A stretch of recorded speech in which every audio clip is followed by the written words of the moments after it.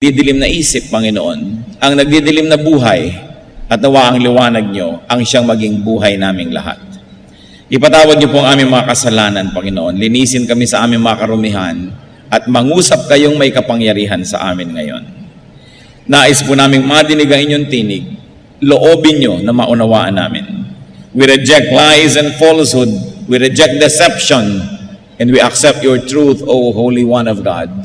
Holy Spirit, enlighten us. Father, speak to us. In the name of your Son, Jesus, we pray. Jesus, the light, our light. Sa Matthew 4:12-17, atin pong makikita ang halaga ng Panginoon na nag-uumpisahan palang makita ng mga tao nung ang Panginoon ay nag-uumpisang magministeryo. When Jesus heard that John had been put in prison, he returned to Galilee. Leaving Nazareth, he went and lived in Capernaum, which was by the lake in the area of Zebulun and Naphtali, to fulfill what was said through the prophet Isaiah. Land of Zebulun and land of Naphtali, the way to the sea, along the Jordan, Galilee of the Gentiles. The people living in darkness have seen a great light. On those living in the land of the shadow of death, a light has dawned. From that time on, Jesus began to preach, repent, for the kingdom of heaven is near. And may the Lord add blessings to the reading of His holy word. Ito pong Galilee of the Gentiles ay karamihan ng ibinansag at kadalasan ng itinawag sa Galilee dahil noong mga 200 years before Christ ay napakaraming Gentiles na tumira sa Galilee. Among them Egyptians, Phoenicians, or the ancestors of the present-day Lebanese, at saka mga Arabs. Sa panahon po na ating binasa, itong si Juan na nagbabautismo ay kinulong. Ito'y napakalaking kabiguan sa mga nananalig na sanang may pag-asa. Daang-daang taon na tahimik ang langit, tahimik ang Diyos, walang propetang nagsasalita sa Israel, at tinawag ng Diyos itong si John, isang kislap ng liwanag sa napakadilim na buhay ng Israel. Subalit, umaasa na sana at ang mga tao ay nagkakaroon ng liwanag, subalit siya ikinulong, dinakip, at ngayon kadiliman na naman ang naghahari sa puso ng mga tao. It was a time of disappointment, of sorrow and despair. It was also a threat to the people, sapagkat malaking panganib na kung yung pinuno na si Juan na nagbabautismo ay ikulong, maaaring lahat ng kanyang mga alagad at sumusunod at nananalig ay ikulong din. Therefore, it was a time of darkness. At the time, Jesus left Nazareth and moved to Capernaum to live there. Makikita po natin na hindi naman madali sa kanyang gawin yon, subalit siya ay lumipat sa lugar na ito to fulfill prophecy. Yun pong binasa natin na Matthew 4:15-16 ay isang alingaw-ngaw lamang or echo ng Isaiah 9:1-2. At sa Luke 2:32, inuulit po ang temang ito, a light for revelation to the Gentiles and for glory to your people, Israel. Ito po yung reference sa Panginoong Jesus. So who were the Gentiles? They were geographical Gentiles. Yung mga nakatira sa mga lugar na maraming hindi anak ng Israel, at marami naman kahit anak ng Israel, spiritual Gentiles. Natagurian na Israelite pero nabubuhay din sa dilim, sa kawalan ng pag-asa at sa kasalanan. So the Lord Jesus Christ was light for the Gentiles, both the geographical, racial, and spiritual Gentiles. In other words, the Lord was hope and light for those who are living in godlessness. Paano po ba nagkakaroon ng godlessness? Bakit may mga taong sinasabing godless? O hindi nananalig sa Diyos? O malayo sa Diyos? More often than not, ang mga tao pong ito ay nalalayo lang sa Diyos, nabubuhay ng lumalabag sa kalooban ng Diyos dahil lang wala silang pag-asa. Dahil wala nang inaasahan, walang pinaniniwalaan, at walang liwanag na nababanaag sa buhay, sila po ay pinagdidimla ng isip, natural, at sila ay nagwawala, nawawalan sila ng kontrol sa sarili, sinisira ang sarili at ang lahat ng makasalamuha dahil walang inaasahan. Kaya nakikita nyo po, sa sobrang maralita. Miserable ang buhay. Doon sa mga, hindi naman lahat, pero nangyayari ito, kung minsan nakatira sa mga slums, sa mga ang sikip-sikip, ang hirap-hirap, ang baho-baho, konting pagkakadiferensyahan, nagsasaksakan. Konting maliit na bagay, nagtatagaan, nagbabarilan. Kasi walang masyadong inaasahan. Madilim ang kahapon, madilim ang bukas, walang hope. Pero nakita niyo po yung mga medyo maayos-ayos ang buhay. Kahit medyo nararanasan ng hirap, pero pinisikap maging disente, sinisikap pigilin ang sarili na huwag makagawa ng masama dahil baka lumala ang sitwasyon sa buhay, samantalang may pag-asa namang umasenso ito. At nakikita niyo po yung talagang tunay na masarap ang buhay, yung nakakakita ng maraming liwanag at masaya ang buhay, maraming pinapalampas. Hindi makikipagpatayan yan para sa 10 pesos. Hindi makikipagbarilan dahil sa maliit na bagay dahil iniisip niya, I have so much to lose, there is so much to enjoy, why will I live in a godlessness state? In a godless state. Kaya po ang tinatawag natin mga taong hindi makadiyos, malayo sa Diyos, wala lang kasing pag-asa at inaasahan. Kaya ang ating dapat ginagawa, nagiging munting liwanag tayo ng sanlibutan. Kaya ang sabi, you are the light of the world. At kung yung mga taong maiinitin ng ulo, papatay sa kahit konting halaga lamang, sa isang cellphone ay papatay o magpapakamatay dahil wala nang malaking inaasahan sa buhay, kung tayo magbibigay sa kanila ng pag-asa, liwanag, lakas ng loob, sila ay magiging mas makadiyos. Kaya mahalagang unawain po natin kung sino si Jesus. Siya ay liwanag ng sanlibutan. Dapat dinadala natin ang liwanag na yon kanino man. That we, the people of God, must preach hope instead of condemnation, instead of issues. Kesa tayo nananakot, pinagtatalo-talunan ng mga kung sinong mas mahusay na relihiyon, dapat ang atin pong ipangaral ay pag-asa, liwanag, sapagkat oras na ang tao'y nagkaroon ng pag-asa, magsisikap siya. Magkakaroon siya ng inspirasyon, ng lakas, ng pagtitiis, sapagkat may inaasahan. Ang nagiging desperado lang ay yung walang inaasahan. Kaya sabi nga ng isang tao, nakawin mo na ang lahat, huwag lang ang pangarap. Huwag lang ang pag-asa. Huwag lang yung inaasam. Sapagkat pag ang tao ay wala ng inaasam o wala ng pag-asang makakamit ang inaasam, sinisira na niya ang kanyang buhay, pati ang mga buhay ng nasa paligid niya.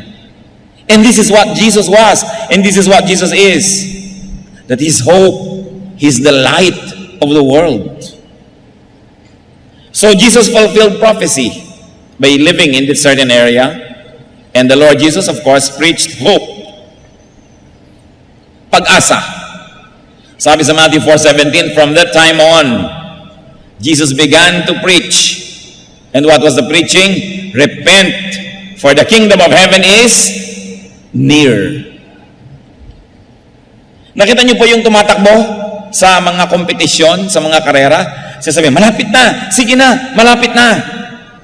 Nakakita ka ba ng cheering squad na sinasabi doon sa tumatakbo, malayo pa, malayo pa. Naku, ang layo-layo pa. Eh di nawala ng pag-asa. Pero pag sinabi mong malapit na, konting tiis, abot kamay na, pwede mo nang maging totoo ang inaasahan mo. Lumalakas ang loob at lumalakas ang katawan. At yun po ang sinabi ng Panginoon. At ang maganda dito, hindi lang to cheering, hindi lang pampalakas ang loob, totoo. Sabi niya, the kingdom of heaven is near. Yung mga taong nabubuhay sa kasalanan, tinitigasan ng puso, dahil akala nila ang layo ng langit, ano man ang gawin nila, hindi nila maaabot. Eh kung sinabi ninyong, the kingdom of heaven is near, abot kamay, malapit. Yun pong sabi ni Lord that the kingdom of heaven is near. The word near is very important. It uses a verb in the Greek that says, lumalapit, papalapit, lumapit na ang kaharian ng langit sa tao. That God is approachable and that heaven is within reach. And it was for all, even for Gentiles. So the Lord preached hope, but also the Lord showed the way. He preached repentance as the way to hope. Sabi niya may pag-asa. Anong pag-asang yan? Paano kung maaabot ang langit? through repentance. Pagsisihan ang kasalanan. Hindi na po sinabing pagbayaran ang kasalanan, kundi pagsisihan. Sapagkat kung sasabihin mo na naman sa mamamatay tao, kung sasabihin mo sa nangangalon niya, sasabihin mo sa magnanakaw, sa sinungaling, sa mayabang, pagbayaran mo ang iyong mga kasalanan at lumalapit na ang langit, baka hindi rin sila magkaroon ng lakas ng loob. Sasabihin nila, aba, hindi ko kayang bayaran, sa dami na. Pero ang itinuro po ng Panginoon, repent. Pagsisihan mo. Magbalik loob ka sa Diyos at ang langit ay mapapasayo. So what is so lovable about Jesus? The Lord Jesus fulfilled prophecy. He validated the prophets and Himself. Pinatotohanan niya ang sinasabi ng mga propeta. And what else? Once validated, naging madali na para sa mga taong paniwalaan siya. So 2 Peter 1:18-19, we ourselves heard this voice that came from heaven when we were with Him on the sacred mountain. And we have the word of the prophets made more certain. And you will do well to pay attention to it as to a light shining in a dark place until the day dawns and the morning star rises in your hearts. Sinasabi po dito, lalong luminaw sa amin ang mga sinabi ng mga propeta noon ay medyo malabo sapagkat mga talikhaga. Subalit dahil pinatotohanan ni Jesus, naging malinaw. Kaya dapat na nating pansinin ang liwanag na ito na dumadating sa ating buhay. Hindi po basta na lang sumulpot ang Panginoon at nagturo ng mga bagong mga ideya. Siya po ay inaglagay sa kanyang sarili sa ilalim ng prophecy. Kaya pinatotohanan niya yung mga nauna sa kanya at yung mga nauna sa kanya naman ang nagpatotoo sa kanya. Even today, brothers and sisters, it is important to check teachers, to check teachings against prophecy and the Bible.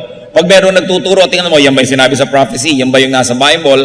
Dahil ang Panginoon man, ginawa niya po yung Bible at yung prophecy na reference para mapatotohanan kung sino siya at kung anong sinasabi niya. Huwag kayong padadala-dala kahit kanino na lang na that saith the Lord. Sabi ng Panginoon, nagkaroon ako ng vision. Kailangan i-check sa Bible sapagkat napakadaling dayain ang puso ng tao, maski malinis. Maski sinasabi niya, hindi ko gustong mandaya, propeta ako, pero siya pala ang nadaya. Kahit hindi niya intensyong mandaya, baka nilalagdat lang siya. Kaya ang mahalaga laging chinecheck because even the Lord had Himself validated by prophecy. Kaya ang sabi sa Galatians 1:8-9, tungkol sa mga bagong katuruan, but even if we or an angel from heaven should preach a gospel other than the one we preach to you, let him be eternally condemned. As we have already said, so now I say again, if anybody is preaching to you a gospel other than what you accepted, let him be eternally condemned. Sabi po ng maakda ng Galatians, kung may magtuturo pa sa inyo ng ibang daan ng kaligtasan, liban sa naituro na sa inyo dito sa Biblia, ay sumpain ang nagtuturo na yun. Ito nang naisulat, yun na, wala nang iba. Huwag nang dagdagan pa. Laging i-check, nasa Bible ba yan? Sinabi ba yan sa Bible? Pag may nagkiklaim, ganito pong gawin natin, ganitong ginawa ko sa buhay ko, so gawin nyo rin sa buhay nyo. Sabi niya, teka, sa kanyang buhay, baka totoo, pero sabi ba sa Bible, para sa lahat ng tao yun. Pag may nagsabi sa inyong, alam nyo, 31 araw akong nag-ayuno at sinagot ang aking dalangin. Therefore, 31 araw din kayo mag-ayuno para sagutin ang dalangin nyo. Teka, sabi mo, sa'yo siguro nag-work personal. But does your personal experience become a universal truth to everybody? So you check the scripture. Sinabi ba sa Bible na para sa lahat yun? O baka naman para lang sa kanya? Kung para sa kanya, paano natin pabubulaanan? Nag-work naman talaga sa kanya. Pero hindi ibig sabihin mag-work sa lahat ng tao. That's why we should be careful with our testimonies. Ang testimony ay personal lang. Noon pong yung anak ko may sakit, sabi sa akin ng Espiritu ng Diyos, huwag mong ipadoktor, akong maggagamot. At gumaling po talagang anak ko, eto siya, palakpakan naman lahat ng tao. Therefore, pag may sakit po ang anak nyo, huwag nyo ipapadoktor. Para hindi tayo dapat gumawa ng ganong conclusion. Personal lang na experience niya yon, personal na naranasan niya, pero hindi ibig sabihin doktrina para sa lahat ng tao. Para maging doktrina sa lahat ng tao, kailangan makita mo sa Biblia ang sinabi nga, at ito'y para sa lahat, lahat ay dapat sumunod dito. Mag-ingat-ingat po kayo sa pakikinig sa mga testimonyo, kasi ang Panginoong Diyos may mga pakikitungo sa atin na very personal. Binibigyan ka ng ideyang ganito, gusto kanyang pagpalain na ganon. Pero hindi ibig sabihin, pwedeng kopyahin ng lahat ng tao. Kaya yung mga iba nag-aaral, paano ba lumalago ang simbahan A, ang congregation B, yung fellowship 3? Tapos kokopyahin ng ibang churches, lahat ang ginawa, ay ganitong ginawa nila, gawin din natin, ganitong ginawa, gawin din natin. Hindi eh. Iba-iba ang dealing ng Panginoon sa bawat kongregasyon, sa bawat tao. Hindi ko mo nag-work yung formula na yon, doon sa lugar na yon, mag-work dito. Hindi universal yon, personal lang. Kaya mahalaga, yung kilala natin ang salita ng Diyos, ilalapat natin doon yung mga claims ng mga tao. Dahil kumisan, madali tayong mapapaniwala, lalo't nakita natin totoo nga, effective sa buhay ng iba. Gumagaling sila sa sakit nila, o yumayaman sila, o sumasaya sila. Sabi ni Isa, alam nyo, ako nag-pray, 9 na Biyernes, alas 3 ng umaga, bumalik ang asawa ko. Hindi ibig sabihin lahat ngayon ang iniwan ng asawa ay magdadasal lang ganun, dit babalik din. Do not make doctrines out of personal experiences. It's purely personal. Make doctrines only out of those that are validated by the Bible. Kailangan yun.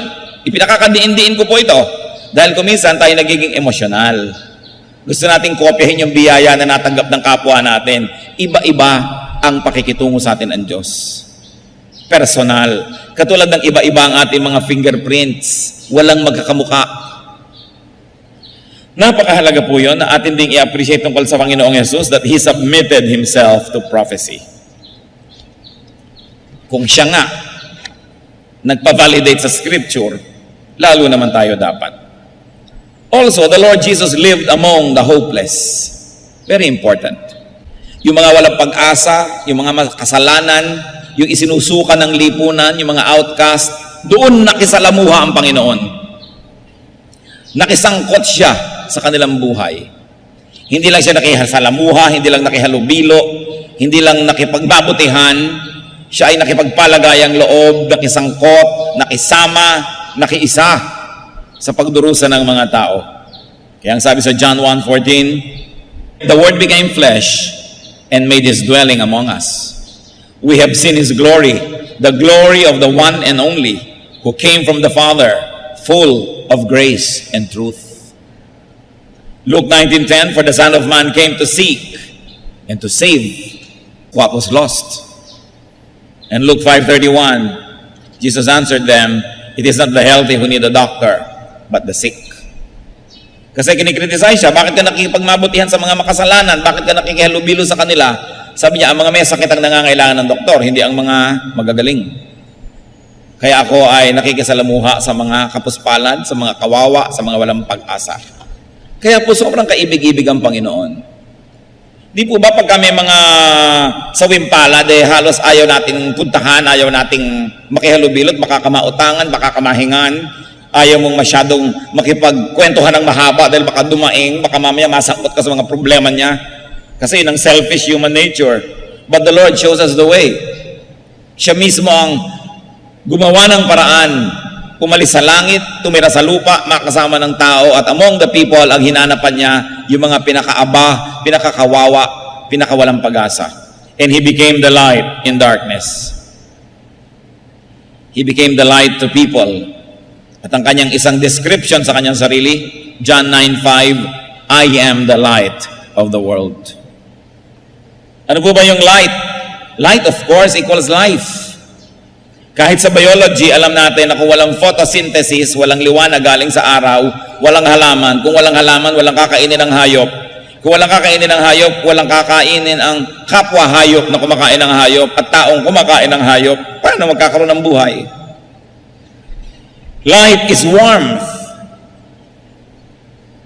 Kaya nakita nyo, pag kami mga premature na ipinanganak ng mga baby, o kaya mga bagong mga sisiw, may liwanag para uminit at sila ay patuloy na mabuhay. Light is guide. Sa gabing madilim, ano po ang naging guide ng mga wise men para mahanap ang Panginoong Jesus? Bituin, liwanag. At kahit sa mga madidilim na auditorium, may mumunting mga liwanag sa hagdanan para hindi ka mahulog at matapilok. Because light is guide. Therefore, light is bridge. Bakit po ang layo-layo nyo, pag tiningnan ko kayo at tiningnan nyo ako, tayo nagkakaroon ng tulay, nararamdaman kong mararamdaman nyo, makararamdaman nyo ang nararamdaman ko, magkakasenyasan tayo, nagkakabasahan tayo ng isip dahil may liwanag. Kahit ang layo natin, pag may liwanag sa pagitan natin, may tulay para tayo magkita. Kahit nga nandun sa buwan ang layo-layo, makikita mo. Dahil may liwanag. Pero subukan nyo mawala ng liwanag, kahit ang lapit, hindi nyo makikita. Ganun kahalaga ang liwanag. And because also light is beauty. Kaya nakikita nyo po yung mga neon lights, yung mga Christmas lights, yung mga lighting effects. Light is beauty. At napakaganda ng description sa Panginoon. If you are in darkness, if you are discouraged or hopeless, or if someone close to you is in darkness and hopeless, especially if it's you, the Lord wants to live in you. Ito po ang mensahe na sinasabi doon. Nung siya ay tumira among the Gentiles, gusto niya na makipagmabutihan, makiisa doon sa mga nawawala ng pag-asa, sa mga may kadiliman at pinagdidimlan. Kung kayo po ay nasasabing may dilim ang buhay ko, kayo ang gustong-gustong puntahan ni Jesus. Kung sinasabi ko yan, ako ang gustong-gustong puntahan niya, sapagkat ang liwanag ay talagang naghahanap ng dilim kung saan siya magkakaroon ng kahulugan. Matthew 11:28, "Come to me all of you who are weary and burdened, and I'll give you rest." Dapat ang ibinibigay ng relihiyon, rest. Kung talaga magiging espiritual ang relihiyon at magiging Kristiyano. Pero hindi kadalasan, pampapagod ang relihiyon. Because religion will blackmail you, will scare you into working so hard so that religion can use you and exploit you. Pero ang sabi ni Lord, I'll give you rest. Payapa dapat ang iyong loob. Pagod man ang iyong katawan, dapat tahimik ang iyong kalooban kung ang Panginoon ay nasa iyo. At sabi sa 1 Peter 5:7, "Cast all your anxiety on Him because He cares for you." What was so precious about the declaration of the Lord, even to the Gentiles? The Lord declared the nearness of the kingdom of God. He declared the nearness. Nakikita po natin na malayo ang Diyos sa mga may kasalanan. Malayo sa tingin lang nila. Pero sabi ng Panginoon, hindi yan totoo. Malapit ako. Paano? Maraming religious person, ang layo-layo nila doon sa mga kasalanan, iwas ng iwas. Ayaw nila makihalubilo. Katulad ng panahon ng Panginoon, siya ay lagi na lamang na nasusumbatan, pinapagalitan at nakikriticize dahil nakikipagmabutihan siya sa mga makasalanan. Akala tuloy ng mga makasalanan, yung mga relihiyosong tao, ang representative ng langit dahil malayo sa kanila, therefore malayo sa kanila ang Diyos. Kaya pinakita po niya ng Panginoon na siya ay nakisalamuha. Hindi dapat tayong puro pagpapahirap sa kapwa ang ginagawa natin. Alam mo, para ka matanggap ng Diyos, dapat ganito, dapat ganyan, dapat ganyan. Ang dami natin binibigyan na requirement. Ang sinasabi ni Lord, repent. Magsisi. Pagsisihan ng mga kasalanan. At abot kamay lamang ang langit. The Lord Jesus Christ brought heaven near to us. Kaya yung ipinapanalangin natin, Thy kingdom come. Mapasa amin ang kaharian mo, no? Dumating dito sa lupa ang nandoon sa langit. Ito'y nangyari sa Panginoon. Kaya ang tanong ito, mga kapatid, malapit po ba sa puso natin ang langit? Tayo ba'y may kasiyahan, kagalakan, pag-asa, kapayapaan, o maligtad, o wala? Kasi kuminsan, kahit may relihiyon ka, kahit ka relihiyoso, parang malayo ang langit. Ang kailangan natin ay namnamin, unawain ang ibig sabihin ni Jesus, that the kingdom of heaven is near. That is why Matthew, Mark, Luke are called Gospels. Maging ang John. Kasi good news. What is the good news? The kingdom of heaven is near. And the Lord taught the way to the now reachable kingdom of God, and that is through repentance. To turn away from sin and to turn to the living God. Repentance is a central theme of the New Testament. Yan talaga po ang tema ng New Testament. So, why is Jesus lovable? Because Jesus came from heaven to earth to be the light of the world. And because of Jesus, life can be bright. Ano po ba ang mga kadiliman sa ating buhay? Saang lugar ba ng buhay natin tayo pinagdidimlan o parang kulang sa liwanag? Remember that the Lord Himself is the light of the world. That the Lord is the righteousness of the sinners, the hope of the hopeless. Romans 8:31 to 34. What then shall we say in response to this? If God is for us, who can be against us?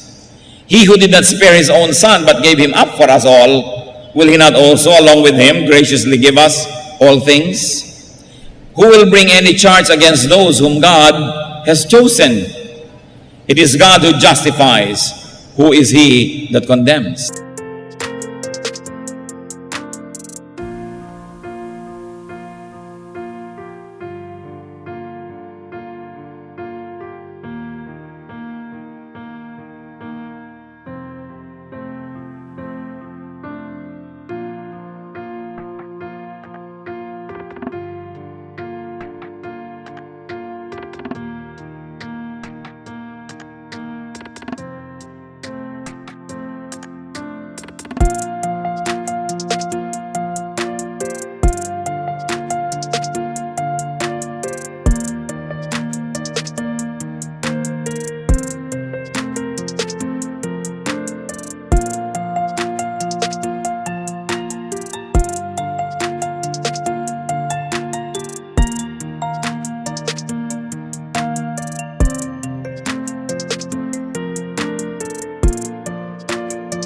The right hand of God, and is also interceding for us. So dapat wala na ang taong nasa Panginoon na nawawala ng pag-asa. Kung minsan pinanghihinaan ka lang ng loob, pero hindi dapat nagtatagal. Sabi nga ni Martin Luther, you cannot stop birds from flying over your head, but you can stop them from nesting in your hair.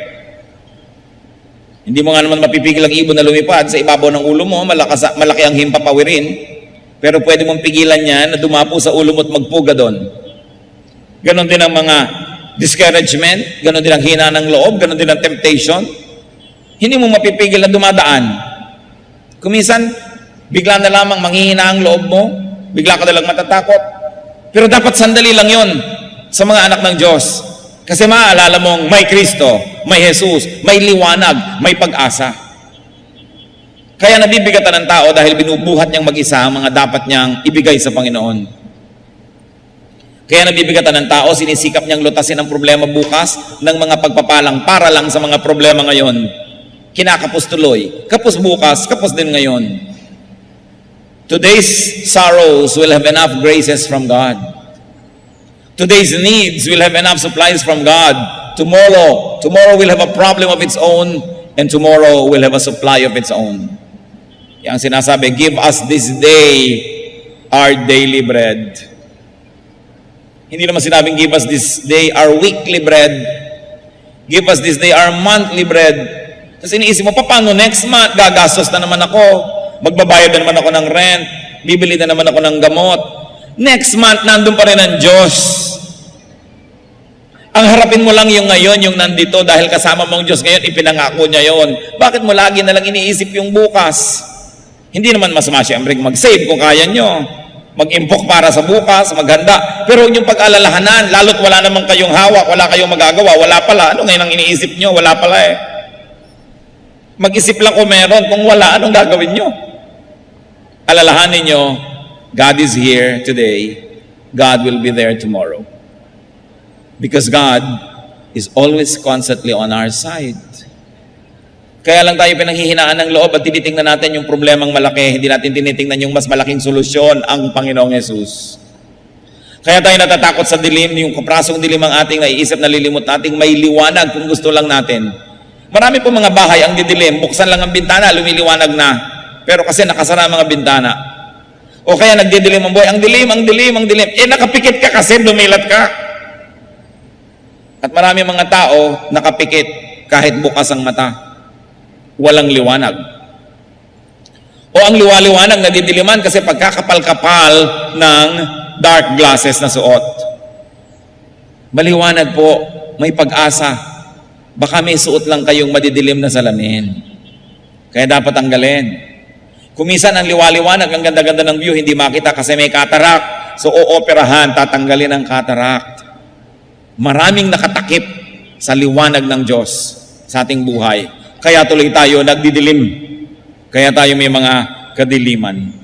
Remember that Jesus is light. And because of that, we can have peace. That Jesus is lovely and lovable. So do not live in darkness. Do not be afraid of the dark. Let Jesus give you peace. Let the light of Jesus shine on you. Tayo yumuko sa presensya ng Panginoon at pagbulay-bulayan ito. Meditate on Jesus as hope, as peace, as light. Magbulay-bulay tayo. Huwag tayong paabala kanino man sa anumang isipin. Ano ang ating kadiliman? Ang Panginoong Diyos ang liwanag.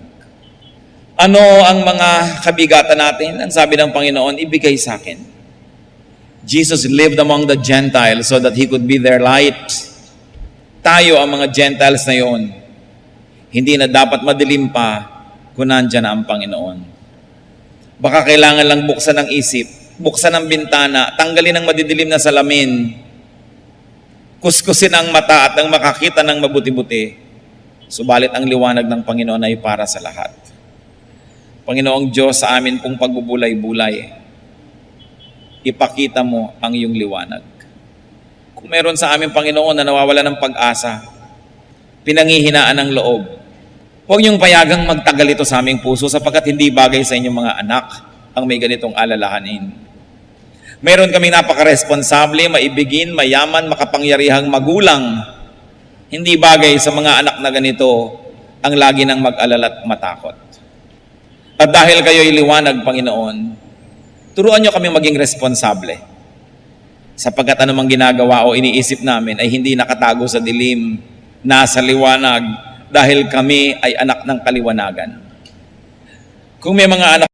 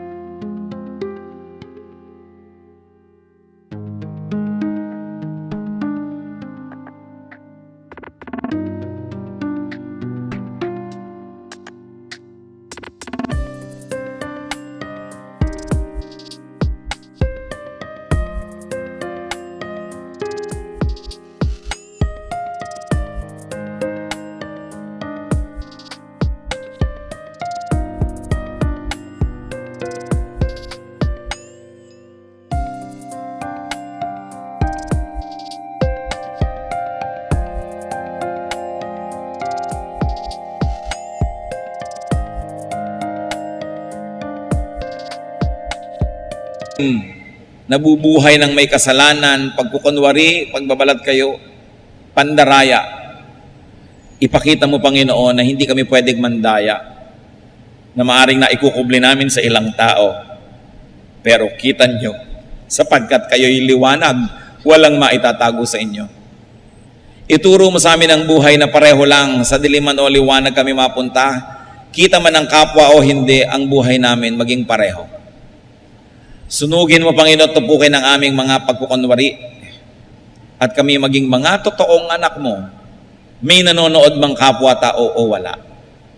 Sapagkat kayo, Lord, ang tunay na nanonood sa aming buhay. Teach us to live and perform for the audience of one, and you are that audience.